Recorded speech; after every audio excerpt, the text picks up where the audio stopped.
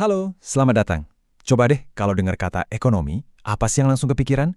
Mungkin grafik-grafik yang ribet, atau berita pasar saham yang bikin pusing ya. Tapi gimana kalau saya bilang, ekonomi itu sebenarnya cerita kita semua. Cerita tentang pilihan-pilihan yang kita buat setiap hari. Mulai dari kopi yang kita minum pagi ini, sampai paket data di handphone kita. Oke, kita mulai dari teka-teki ya. Coba pikirin deh, apa sih persamaannya smartphone canggih yang ada di kantong kamu sama semangkuk nasi hangat di meja makan? Kelihatannya beda banget kan? Yang satu teknologi tinggi, yang satu makanan pokok. Tapi percaya nggak, keduanya itu terhubung loh oleh sebuah sistem raksasa yang tanpa sadar ngatur hidup kita. Nah, ini dia jawabannya. Dua-duanya itu adalah hasil dari yang namanya aktivitas ekonomi. Gampangnya gini, ekonomi itu ilmu tentang gimana caranya kita, manusia, bisa memenuhi semua keinginan kita yang nggak ada habisnya, tapi dengan sumber daya yang terbatas. Jadi, dari bikin smartphone sampai nanam padi, intinya sama. Kita harus bikin pilihan. Ini nih yang membawa kita ke pertanyaan paling dasarnya. Kenapa sih ekonomi itu harus ada? Emangnya masalah besar apa yang mau dipecahkan sama ilmu ini? Nah, ini dia jantung masalahnya.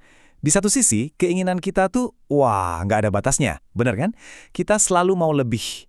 Lebih banyak hiburan, makanan yang lebih enak, waktu luang yang lebih banyak. Tapi di sisi lain, sumber daya kita, entah itu uang, waktu, bahkan sumber daya alam di planet ini, jumlahnya terbatas. Benturan antara keinginan yang tak terbatas dan sumber daya yang terbatas inilah inti dari semua pembahasan ekonomi.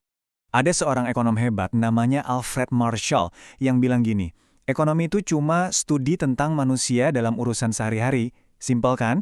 Artinya apa? Artinya pas kamu lagi mikir-mikir beli kopi mahal atau nabung ya, atau waktu milih antara kerja lembur atau cepat pulang, nah di saat itulah kamu sebenarnya lagi jadi pelaku ekonomi. Oke, jadi kita udah sepakat nih, kita nggak bisa punya semuanya. Terus gimana dong? Gimana cara kita nentuin mana yang lebih penting? Nah, pertanyaan ini membawa kita ke konsep yang menarik banget, yaitu piramida kebutuhan.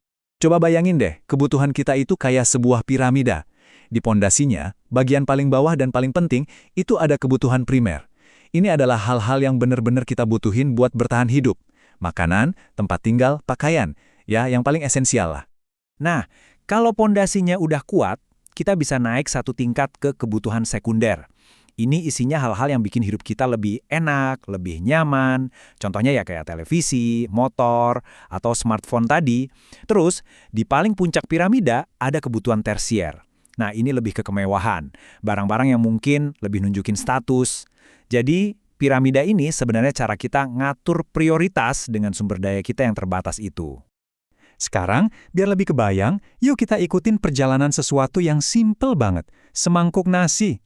Dari sini, kita bisa lihat gimana 3 pilar utama ekonomi, produksi, distribusi, dan konsumsi bekerja di kehidupan nyata. Perjalanannya dimulai dari sini, produksi. Ini adalah momen di mana sesuatu diciptakan. Bayangin, seorang petani pakai tanah, air, dan tenaganya buat mengubah bibit kecil jadi padi yang menguning. Inilah langkah paling awal, titik nol dari semua rantai ekonomi. Tapi, padi yang baru dipanen di sawah kan belum bisa langsung kita makan ya. Nah, disinilah pilar kedua masuk, distribusi. Ini adalah proses nganterin barang dari si pembuat ke kita, para konsumen. Coba pikirin deh, ada truk pengangkut, ada pedagang di pasar. Mereka semua ini kayak jembatan penghubung yang penting banget. Dan akhirnya, sampailah kita di tujuan utamanya, konsumsi. Waktu kita beli beras itu di pasar, kita masak dan kita makan bareng keluarga. Nah, saat itulah kita sedang memenuhi kebutuhan kita. Momen inilah saat nilai yang tadi diciptakan di sawah akhirnya terpakai. Selesai satu siklus. Tapi ada satu poin yang penting banget di sini. Nggak ada satu orang pun yang ngerjain ini semua sendirian. Pernah kepikiran nggak, kenapa kita nggak nanam padi sendiri aja di halaman belakang? Nah, jawabannya ada di sifat paling dasar kita sebagai manusia dalam berekonomi. Jawabannya simple, karena kita ini makhluk sosial. Artinya, ya kita nggak bisa hidup sendiri. Mustahil. Buat dapat makanan, pakaian, bahkan hiburan sekalipun, kita itu bergantung banget sama keahlian dan kerja keras orang lain. Coba kita renungkan lagi soal nasi tadi. Petani butuh pedagang buat jualin berasnya. Pedagang butuh kita, si pembeli, biar dapat untung. Dan kita sebagai pembeli jelas butuh petani biar bisa makan. Ini tuh kayak jaring laba-laba raksasa yang saling terhubung.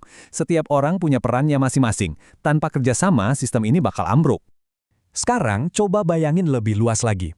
Interaksi simpel antara petani, pedagang, dan satu keluarga tadi, coba kalikan dengan miliaran orang di seluruh penjuru dunia, yang terjadi setiap detik, setiap hari. Boom! Itulah yang namanya ekonomi global. Sebuah jaring super raksasa yang rumitnya bukan main, tapi semuanya berawal dari hal yang sama, satu kebutuhan dasar dan interaksi antar manusia. Jadi, sebagai penutup, saya mau ninggalin satu pertanyaan buat kamu renungkan. Peran ekonomi apa yang akan kamu mainkan hari ini? Mungkin pas kamu lagi kerja, kamu itu seorang produsen. Nanti pas pesan makan siang, kamu jadi konsumen. Kita mungkin sering nggak sadar, tapi faktanya, setiap hari, kita semua ini adalah pemain penting dalam drama besar yang disebut ekonomi.